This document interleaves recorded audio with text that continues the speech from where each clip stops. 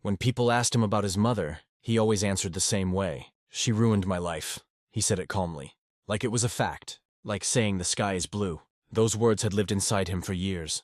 They grew with him. They slept with him. They followed him everywhere. He was 12 the first time he said it out loud.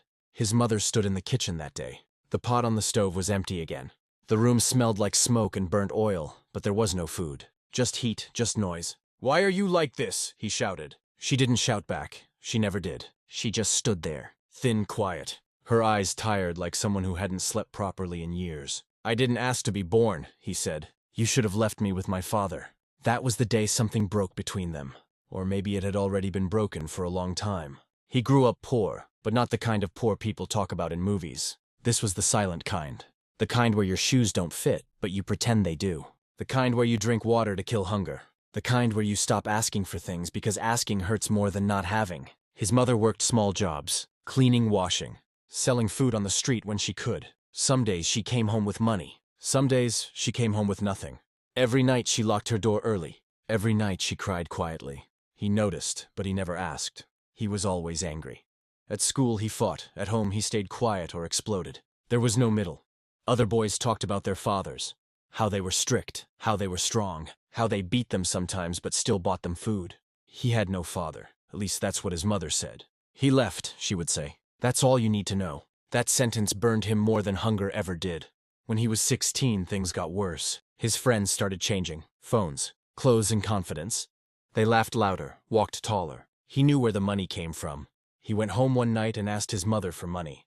Not much, just something. She looked at him like he had asked her to give him her heart. "I don't have it," she said. "You never do," he replied. That night, he didn't come home. He stayed with friends, slept on floors, ate when he could, did small things he was not proud of.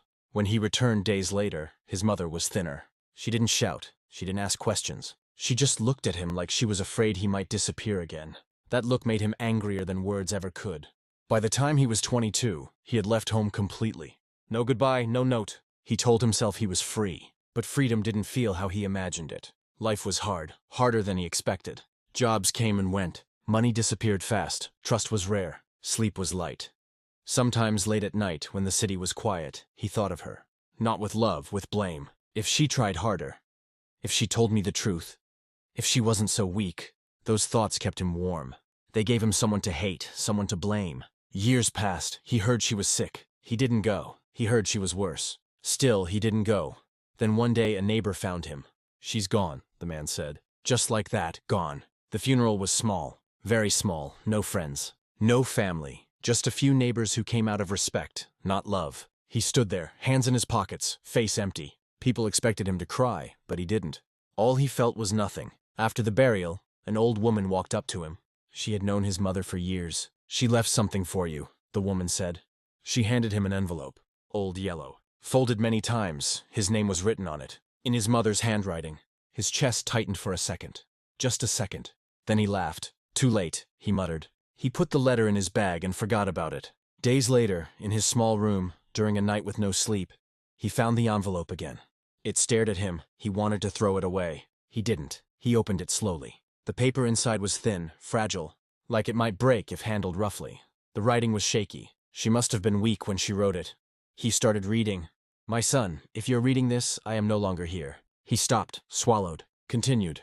"I don't know if you still hate me. I don't know if you even care. But I want you to know the truth I never told you." His hands began to shake. "Your father did not leave because he wanted to. He died. The room felt smaller. He was killed when you were still a baby. It was not an accident.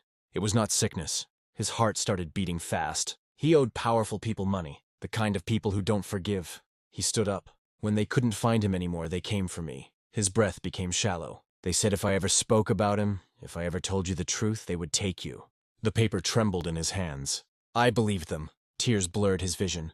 "Every night I locked the door early because I was afraid. Every time you asked about your father, my heart broke." He dropped to the floor. "I let you hate me because I thought it would keep you alive." That sentence crushed him.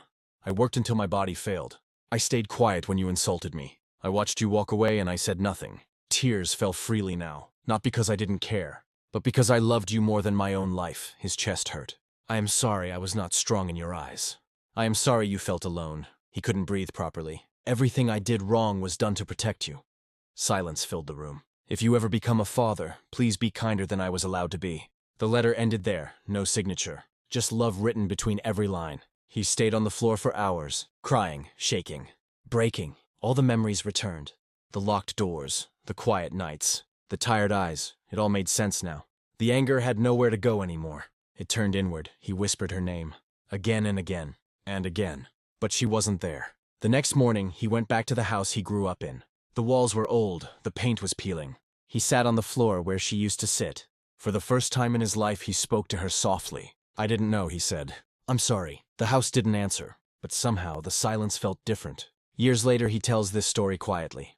Not with anger, with tears. With respect, with regret. He keeps the letter folded in his pocket. A reminder that sometimes the people we blame the most are the ones who suffered the most for us. And sometimes the truth comes too late.